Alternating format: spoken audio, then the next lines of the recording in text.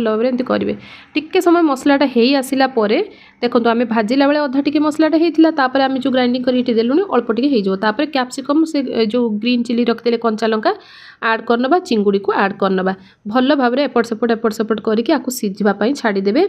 जो grinder jar धोईक रखिदे से पानीटा आम ए व्यवहार करचे तो तापर एमती भल भाव में करके ढांकी नबा। ठीक अच्छे तो ढांकी नेले ढांकी सारा पर आप देखिए टिके समय पर आपको खोलुवे तो ये आप देखिपारे। तो यहाँ आप बटर रे जदि बनइबे बहुत बढ़िया आहरी अधिका टेस्ट लगे किंतु तेल भी बहुत बढ़िया लगुला। तेल आप जेकोसी तेल आप व्यवहार करेंगे। तो बटर जदि अच्छी बटर अल्प तेल अल्प एमती मिक्स करके व्यवहार करेंगे भल भाव में एमती ताकू घाटी नेबे। ठीक अच्छे जदि आपड़ ये चाहूँगी आपड़ ये मेथी पत्र धनिया पत्र ये सब भी करेंगे। आ गोटे कथा ये भूली कहवाई जदि आपण पाखे काजू चारमगजर